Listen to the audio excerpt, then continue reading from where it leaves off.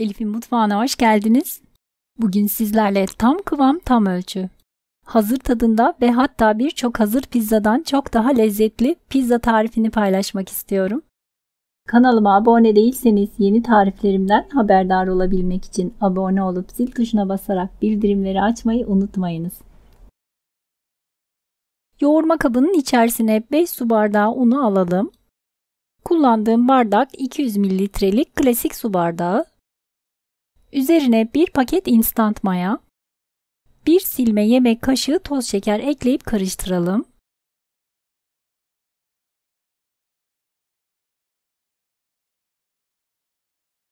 Daha sonra 4 yemek kaşığı sıvı yağ,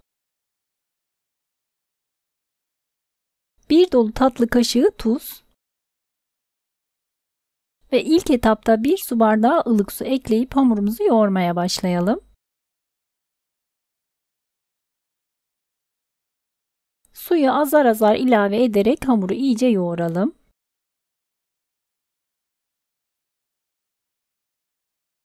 Ben toplamda 1,5 su bardağı ılık su kullandım. Unun markasına göre kullandığımız su miktarı farklılık gösterebilir. Suyu eklerken dikkatli bir şekilde azar azar ilave edelim. Kıvamı gördüğünüz gibi yumuşak kıvamlı ama ele yapışmayan bir hamur olması gerekli. Daha sonra üzerini kapatalım ve ılık bir ortamda yaklaşık yarım saat kadar mayalanmaya bırakalım. Ve bu sırada üzerine sosunu hazırlayalım.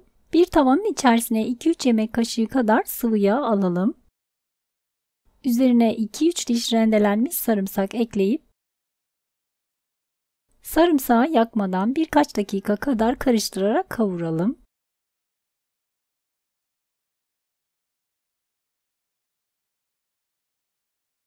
Daha sonra üzerine 5-6 adet orta boy domatesi rendeleyerek ekleyelim.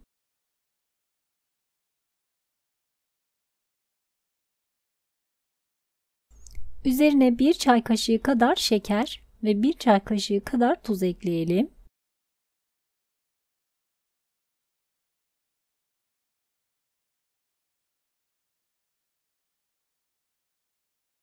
Karıştıralım ve kaynamaya başladıktan sonra kısık ateşte ara ara karıştırarak suyunu tamamen çekene dek yaklaşık 10 dakika kadar pişmeye bırakalım.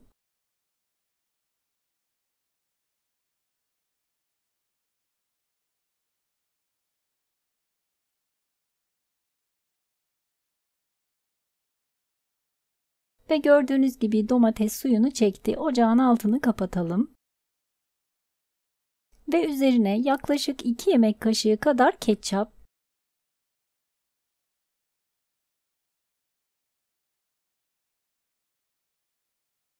1 dolu çay kaşığı kuru fesleğen ve 1 dolu çay kaşığı kekik ekleyip karıştıralım.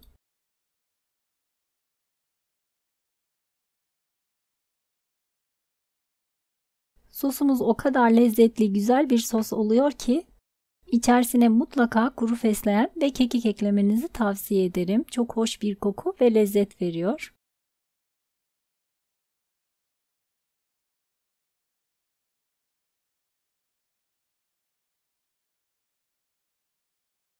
Ve daha sonra mayalanmış olan hamurumuzun havasını alarak tezgahın üzerine alalım. Yapışmaması için tezgahın üzerine bir miktar un serpebilirsiniz. Hamuru 2 eşit parçaya bölelim. Ben 2 adet orta boy pizza yapmak istiyorum. Bu yüzden 2 eşit parçaya böldüm. Ama sizler ince seviyorsanız 3 eşit parçaya da bölebilirsiniz. Hamurlarımızı yumaklayıp üzerini bir buzdolabı poşetiyle örtelim. 5-10 dakika kadar dinlenmeye bırakalım.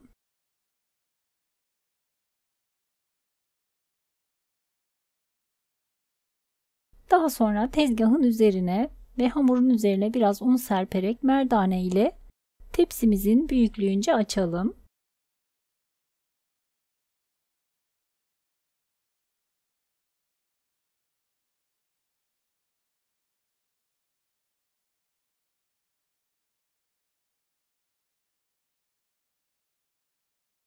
Tepsimizin üzerine de hafifçe un serpelim ki yapışmasın diye.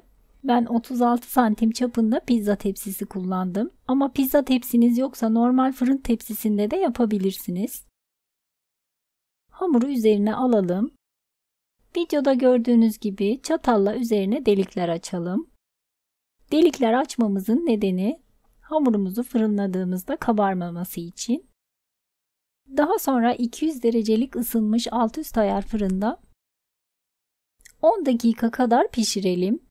Pizzayı kalın veya orta kalınlıkta yaptıysanız 10 dakika kadar pişirmeniz yeterli. Ama daha ince yapacaksanız yaklaşık 6 dakika kadar pişirmeniz yeterli olacaktır. Ve 10 dakikanın sonunda hamuru fırından alalım. Hazırladığımız sosun yarısını üzerine ilave edelim. Kalan yarısını diğer pizza için ayıralım. Ve üzerine eşit şekilde yayalım. Kenar kısımlara da iyice yayalım ki güzel kızarsın diye. Üzerine yaklaşık 150-200 gram kadar rendelenmiş kaşar peyniri serpiştirelim. Ben kaşar peyniri kullandım ama sizler isterseniz rendelenmiş mozzarella peyniri de kullanabilirsiniz. Ve bu aşamadan sonra pizzanın üzerinde hangi malzemeleri seviyorsanız o malzemeleri kullanabilirsiniz. Ben sucuk, sosis, mantar, siyah zeytin, kokteyl zeytin ve dondurulmuş mısır kullandım.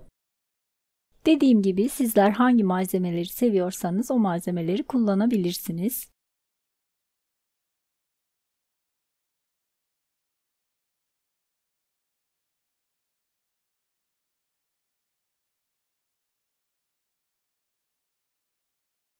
Ve pizzamızı hazırladıktan sonra yine 200 derecelik ısınmış alt üst ayar fırında üzeri hafifçe kızarana dek yaklaşık 20 dakika kadar pişirelim.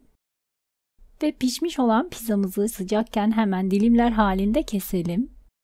Ben üzerini taze fesleğen yaprakları ile süsledim. Gördüğünüz gibi hem görüntüsüyle hem lezzetiyle hazır tadında ve hazır görünümünde harika bir pizza oldu. Son olarak üzerine biraz da kekik serpiştirdim. Eminim ki bu pizzayı bir kez denediğinizde artık dışarıdan hazır pizza almak istemeyeceksiniz. Bir kez olsun denemenizi tavsiye ediyorum. Beğeni ve yorumlarınızı bekliyorum. Kanalıma abone değilseniz yeni tariflerimden haberdar olabilmek için abone olup zil tuşuna basarak bildirimleri açmayı unutmayınız. İzlediğiniz için teşekkürler.